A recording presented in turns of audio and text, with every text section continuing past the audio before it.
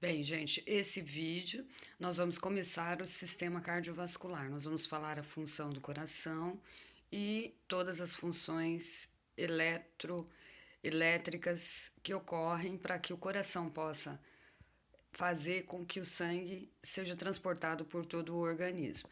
Então vamos a esse sistema cardiovascular. Estudamos na aula anterior a fisiologia da nutrição e hoje a gente começa uma parte que, aliás, eu gosto muito, que é o sistema cardiovascular. Então vamos a ele. Então, gente, na verdade, a gente tem que falar de coração juntamente com o pulmão. Porque dentro dos 5 elementos nós vamos ter o fogo controlando o metal. Então nós vamos ter o fogo controlando o metal, significando que o coração ele controla todas as funções do pulmão.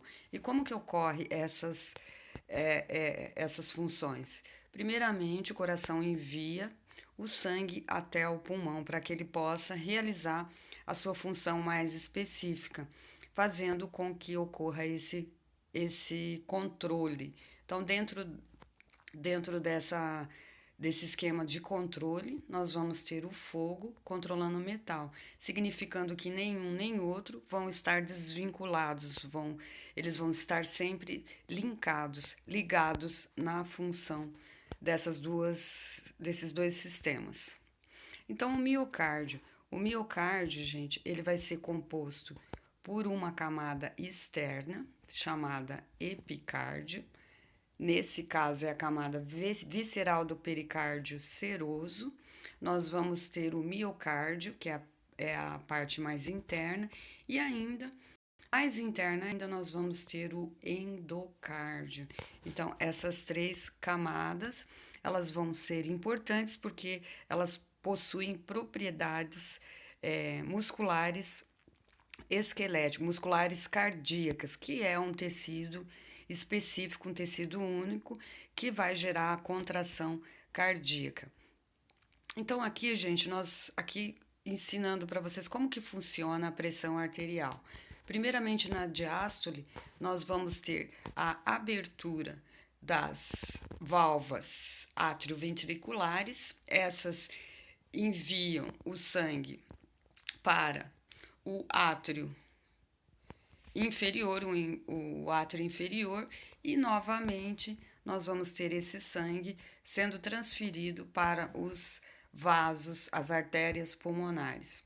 Dentro da aorta, essa aorta ela vai enviar daqui, da sístole, vai haver a contração principalmente dos ventrículos, que vão fazer com que esse sangue entre artéria, tanto na artéria pulmonar quanto na aorta. Então o sangue vai, cada um vai para um lugar, mas a contração é dessas duas estruturas, tanto a artéria como a aorta. A aorta, ela vai transmitir o chuê por todo o organismo e esse chuê, ele vai fazer com que ocorra a nutrição das células, enquanto que as artérias pulmonares vão transferir o sangue que ainda está cheio de Ti impuro, que seria o CO2, e vai carregar até o pulmão para que ocorram as trocas gasosas.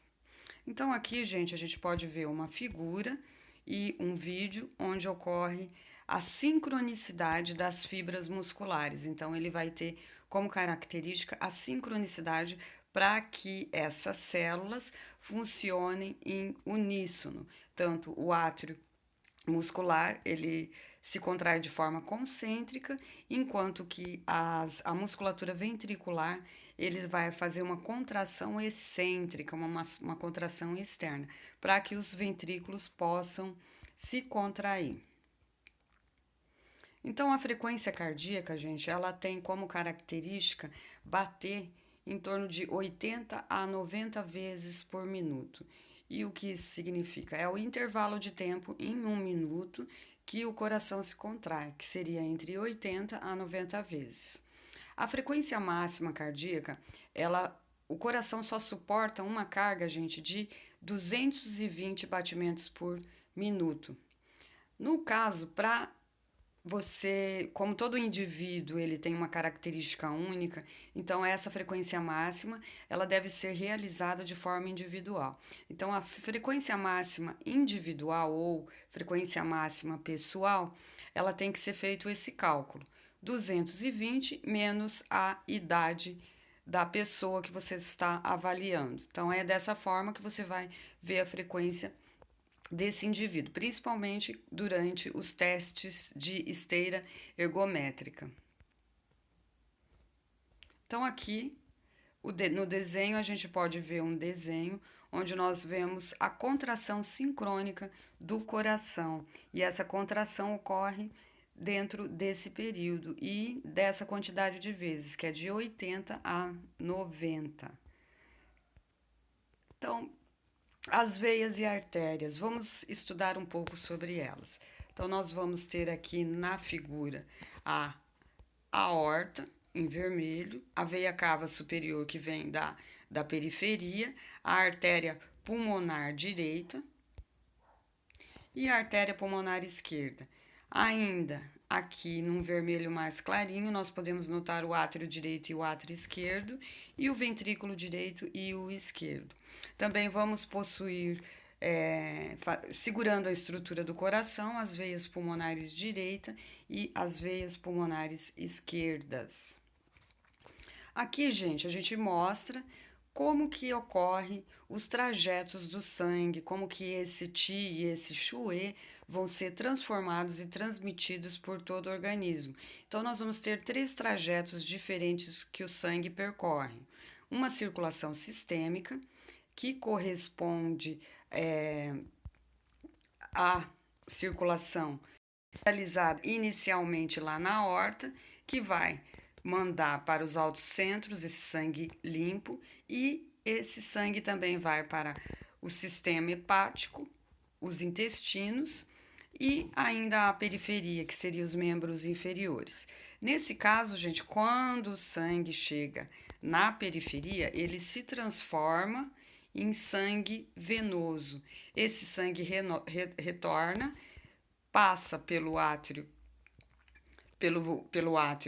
direito e passa pelo ventrículo e ascende pela artéria pulmonar, levando o sangue sujo, ou seja, o Qi impuro, até o pulmão, para que ocorra a troca gasosa, para que ocorra a transformação do Qi impuro em puro.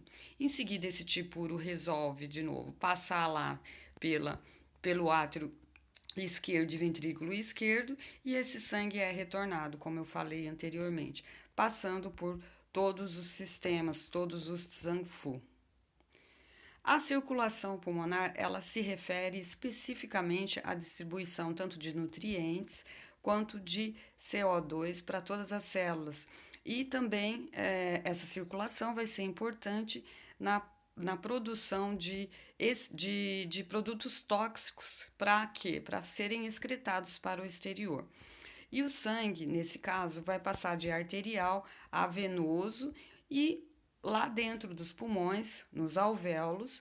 Quando a gente for estudar pulmão, a gente vai ver um pouco mais sobre a função dos alvéolos, a função essencial dos alvéolos para que ocorra essa ventilação pulmonar e realize essa troca gasosa.